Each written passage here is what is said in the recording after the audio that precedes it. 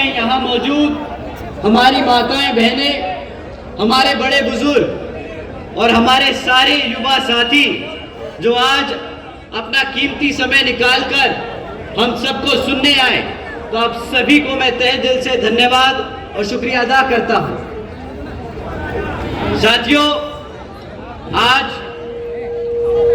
अपनी बात रखने से पहले मैं अपने सभी संतों, गुरुओं व महापुरुषों को, जिसमें खासकर महात्मा ज्योतिबा फूले, छत्रपति शाहू जी महाराज, नारायण गुरु पेरियार रामास्वामी जी, बाबा साहब डॉक्टर भीमराव अंबेडकर जी एवं मान्यवर साहब श्री काशीराम जी को नमन करता हूं।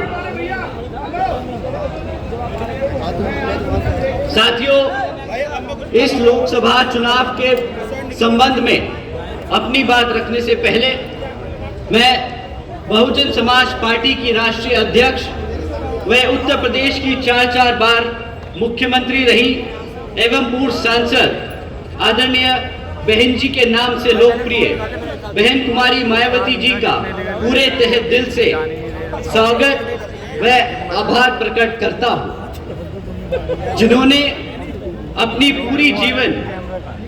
अपना पूरा जीवन बामसेफ, DS4 व BSP के जन्मदाता एवं संस्थापक श्री मान्यवर साहब श्री काशीराम जी के बताए हुए रास्ते पर चलकर परम पूज्य बाबा साहब डॉक्टर भीमराव अंबेडकर जी के मानवतावादी व आत्मसम्मान एवं स्वाभिमान के मूवमेंट के कारवां को अपने आजीवन त्याग, तपस्या व कड़े संघर्ष के जरिए नई राजनीतिक ऊर्जा, शक्ति व पहचान दी है तथा उत्तर प्रदेश जैसे विशाल व महत्वपूर्ण राज्य में 4 बार अपनी BSP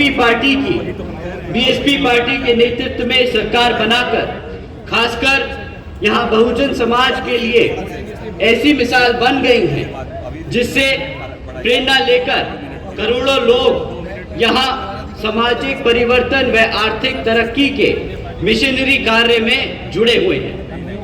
इतना ही नहीं, बल्कि मैं खुद भी उनके इस नेतृत्व से प्रभावित होकर BSP मूवमेंट से जुड़ा हूं और उनके पद चिन्हों पर चलकर उस मिशनरी दायित्व, कर्तव्य व फर्ज को पूरा करना चाहता हूं, जिसके लिए बहुजन समाज के मसीहा परम पूज्य बाबा साहब डॉक्टर भीमराव अंबेडकर जी आजीवन कड़ा संघर्ष करते रहे।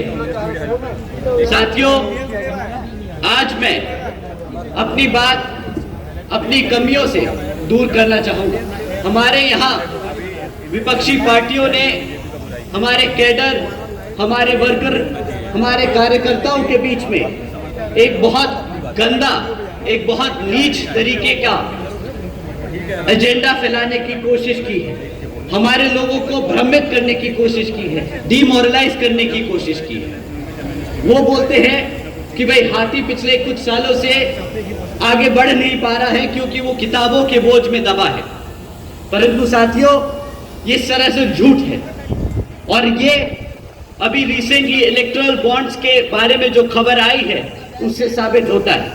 आप लोग सब इलेक्टोरल बॉन्ड्स के बारे में जानते हैं साथियों, जानते हैं कि नहीं जानते? तो आप लोग ये भी जानते होंगे कि पिछले 6 सालों में इन इलेक्टोरल बॉन्ड्स के द्वारा 25 राजनीतिक दलों को 16,500 करोड़ रुपए मिले हैं। जानते हैं ना साथियों? परंतु इन 25 राजनीतिक दलों में एक पार्टी का नाम नहीं था। आप जानते हैं कौन सी पार्टी है जिसको? समाज पार्टी। जब आप ये सब बखूबी जानते हैं कि BSP ने आज तक एक भी रुपया किसी पूंजीवादी या कंपनी से पैसा नहीं लिया है, तो कैसे बोल सकते हैं कि हाथी पे किताबों का बोझ है? हाथी पे किताबों का बोझ नहीं। वो अपना कार्यकर्ता उस किताब को अपना कर्तव्य समझता है ताकि वो अपने मूवमेंट को आगे चला सके। जानते हैं ना आप सब साथियों कि BSP ना कभी किसी पूंजीवादी के पैसों से लेके अपना इलेक्शन लड़ती है और ना ही आगे कभी लड़ेगी। तो साथियों, जैसा कि आप सब जानते हैं कि ये जो लोग बोलते हैं कि बीएसपी और बीएसपी कार्यकर्ताओं पे बोझ डालती है, ऐसा कुछ नहीं।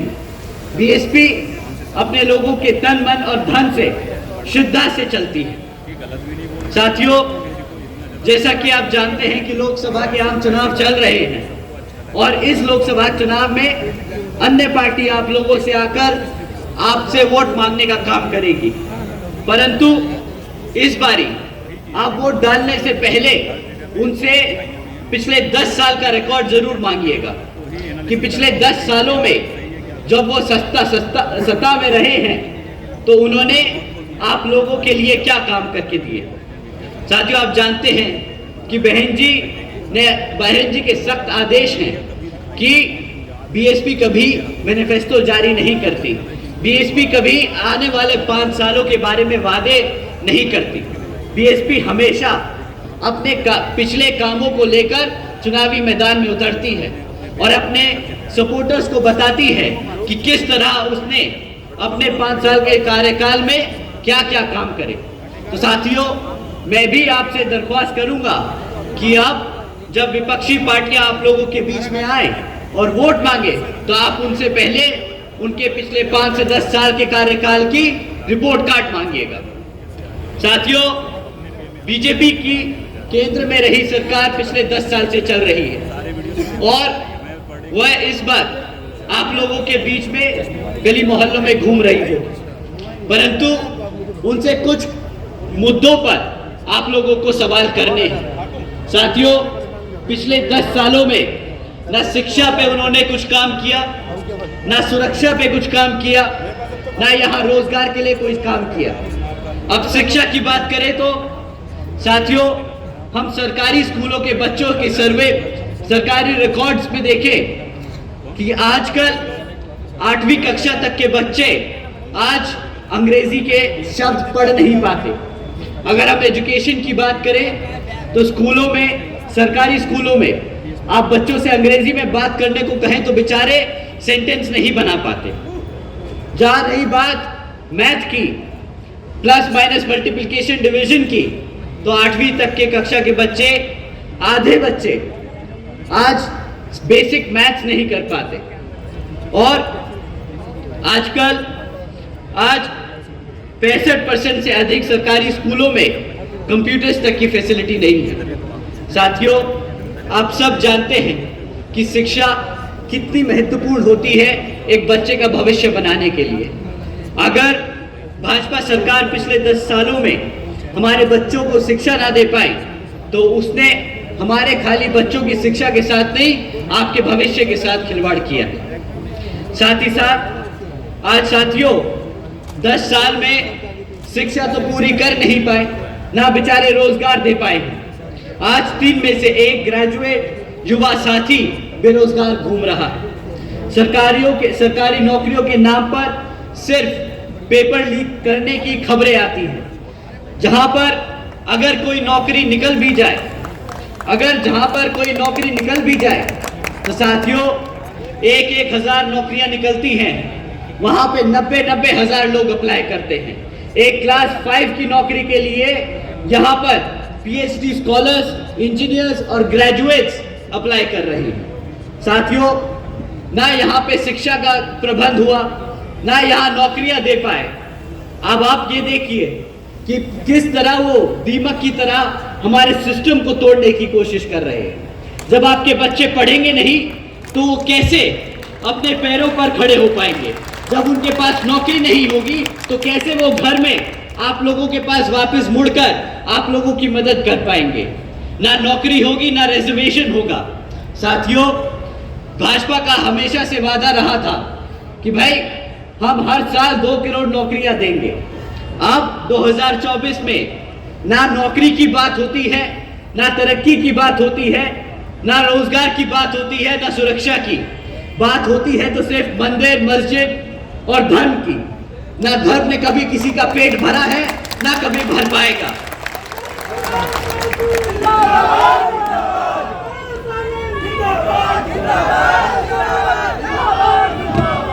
साथियों, जब वो रोजगार न दे पाए तो अब अपनी आवाम को भूखा तो रखेंगे नहीं, तो प्रधानमंत्री जी के साथ साथ भाजपा के सभी बड़े छोटे नेता ये लाइन बहुत बखूबी रट के आप सबके बीच में बोलते हैं कि आज बीजेपी की सरकार ने 80 करोड़ से ज्यादा देशवासियों को मुफ्त में राशन देने की स्कीम चलाई है। परंतु कोई इनसे पूछे कि भाई 80 करोड़ लोगों को अगर आपकी खाने की स्कीम में, आपके खाने राशन की स्कीम पे डिपेंड होना पड़ रहा है, तो मतलब आज आधे से ज्यादा देश गरीबी रेखा के नीचे खड़ा है। तो किस बात की वो डेवलप्ड इकोनॉमी की बात करते हैं? किस मुंह से बोलते हैं कि ये इंडिया आगे बढ़ रहा है? किस मुंह से बोलते हैं कि इंडिया को $5 ट्रिलियन की इकोनॉमी बनाएंगे? साथियों, सब भिखारी बना दिया, कटोरा हाथ में दे दिया। कोई बात नहीं साथियों, इस बार ही आने वाले लोकसभा आम चुनाव में इनको वही कटोरा थमा के वापस भेज दीजिएगा।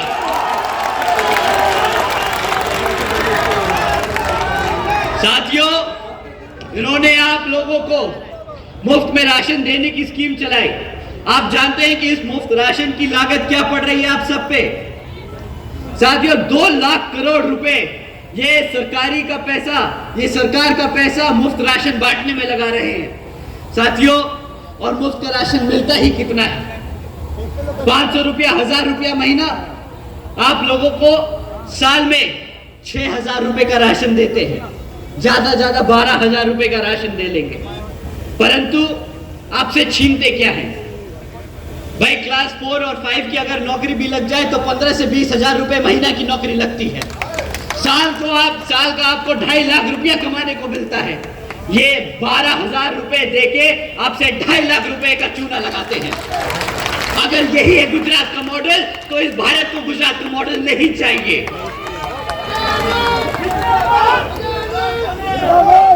साथियों,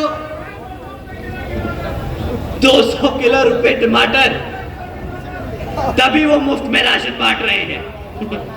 साथियों, उन्होंने वादा किया था कि काला धन वापस लेके आएंगे। कौन सा काला धन वापस आया? काले धन के नाम पे उन्होंने कितने ही काम किए हो। नोटबंदी करी।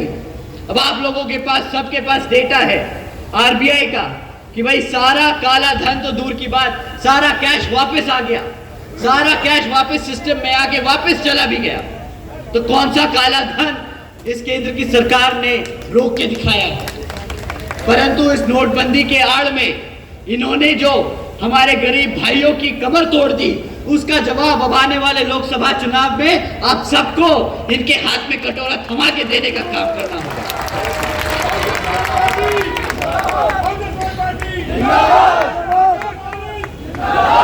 साथियों, ये तो रही केंद्र की भाजपा सरकार। अब यहाँ पे राज्य की भाजपा सरकार भी कुछ कम नहीं। वह अपने आप को बहुत गर्व महसूस करते हैं जब बोलते हैं कि जी हमारी सरकार को बुलडोजर की सरकार बोला जा रहा है। उनको बोला जाता है बुलडोजर की सरकार क्योंकि उन्होंने गरीब लोगों के घर तोड़ने का काम किया। ये कोई गर्व की बात नहीं, ये कोई गर्व की बात नहीं। अगर यही इन्होंने बुलडोजर चलाए होते गुंडे और माफियाओं के अवैध धंधों पर, तो हम बिल्कुल बेशक उनके साथ खड़े होकर बोलते कि हाँ जी बहुत बहुत अच्छा काम किया है। परंतु जो आपने गरीब लोगों के घर तोड़े ना, मुख्यमंत्री जी को आने वाले विधानसभा आम चुनाव में इसका भी जवाब देना होगा।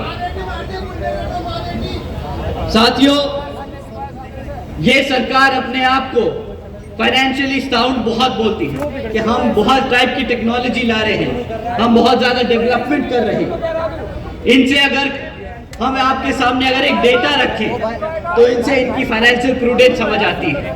साथियों, जब भाजपा की सरकार केंद्र में 2014 में आई थी तो केंद्र सरकार पर 58,60,000 करोड़ का कर्जा था।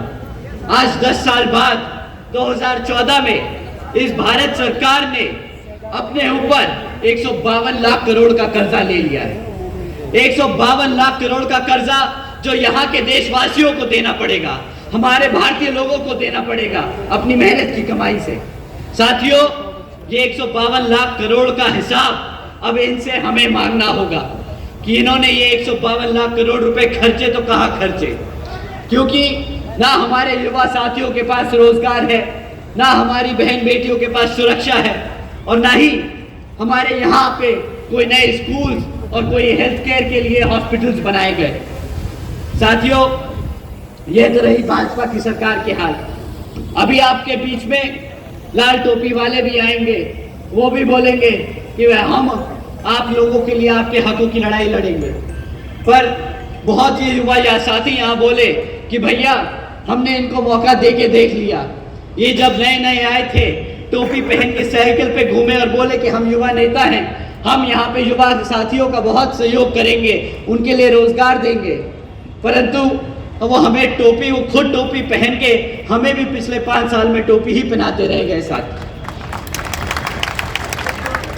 साथियों, उन्होंने एक तरफा, जिस समाज ने उनको एक तरफा वोट डाला, पिछले कुछ दिनों ने आप लोगों ने सबने देखा कि किस तरह जब इस समाज पर उत्पीड़न हुआ, जब इस समाज पर तकलीफें आई, तो किस तरह इस समाज के समाजवादी पार्टी के अध्यक्ष चुप्पी साधे बैठे रहे। साथियों, जो आपके हकों के लिए नहीं बोल सकता, जो आपके हकों के लिए नहीं लड़ सकता, वो आपके वोटों का हकदार नहीं। साथियों, जैसा कि मैंने आपसे शुरुआत में कहा था कि बहन जी ने हमसे कहा है कि आप जनता के बीच में जाइए और हमारे काम के बारे में बताइए, ताकि हमारा वोटर, हमारे समर्थक, हमारे लोग वही आगे जाके समाज में आगे भी सबको बता सके। तो साथियों, मैं आपके सामने बहन जी के गवर्नेंस मॉडल के बारे में कुछ बातें बताना चाहूँगा।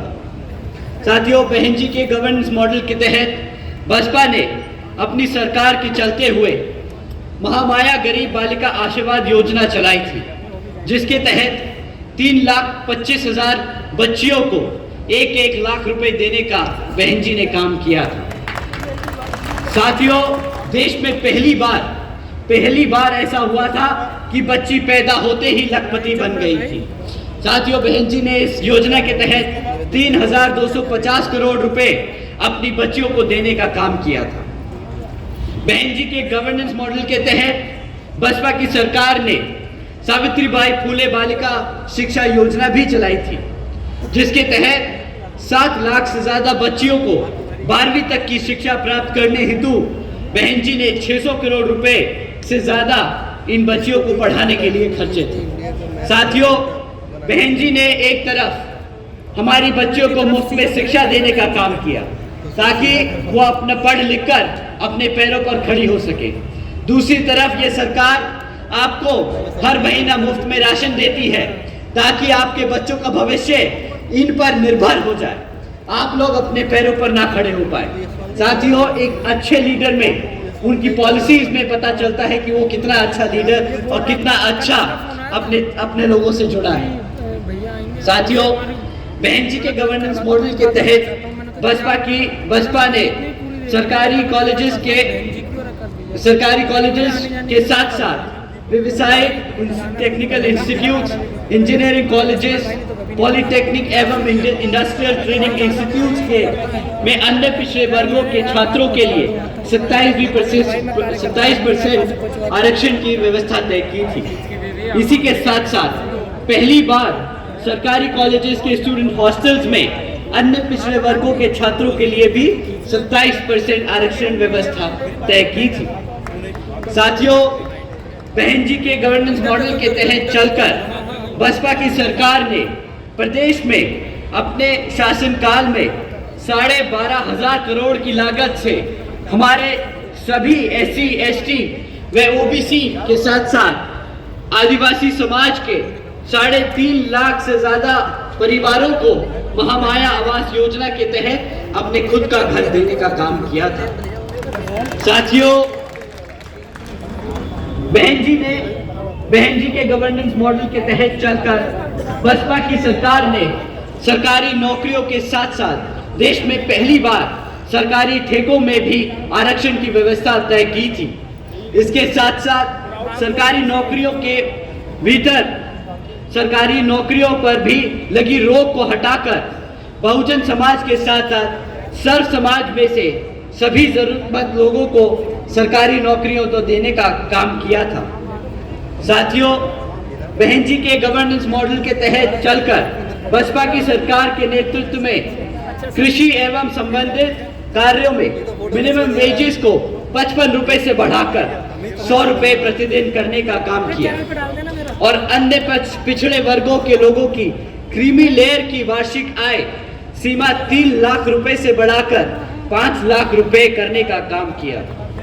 साथियों, बहन जी ने अपने शासनकाल में 90,000 से ज्यादा शिक्षकों को सरकारी नौकरी देने का काम किया, 1 लाख से अधिक सफाई कर्मचारियों को नौकरी देने का काम किया, 2 लाख से अधिक नौजवानों को पुलिस फोर्स में भर्ती करने का काम किया और 6 लाख से अधिक अपर कास्ट समाज के कमजोर लोगों को विभिन्न सरकारी पदों पर नौकरी देने का काम किया। साथियों, बहन जी ने हर स्तर पर एक रिकॉर्ड छोड़ के रखा है कि अपने 5 साल के शासनकाल में युवाओं को नौकरी दी, हमारे बच्चों को शिक्षा दी, हमारे बुजुर्गों, हमारे पिछड़े वर्ग के समाज को छत देने का काम किया। साथियों, उन्होंने कभी भी आकर आपसे आने वाले 5 साल के लिए वोट नहीं मांगे। उन्होंने हमेशा से अपने कार्यकर्ताओं को बोला है कि जो हमने मेहनत करी, जो हमने लोगों को लाभ पहुंचाया, उसको जाके अपने समाज में बताओ, ताकि आने वाले 5 साल अगर वो वोट डाले तो वो पता रहे कि वो किसके लिए वोट डाल रहे हैं और उन्हें क्या मिलने वाला है। साथियों, आज मैं आप लोगों का ज्यादा समय ना जाया करते हुए अपनी बात को यहीं विराम देता हुए यहाँ पर विभिन्न क्षेत्रों में हमारे लोकसभा के चुनाव लड़ रहे प्रत्याशी को आने वाले लोकसभा चुनाव में हाथी के सामने वाला बटन दबाकर आप लोग विजय बनाएं और यहाँ पर बहन जी के हाथ मजबूत करने का काम करें। जय भीम, जय भारत।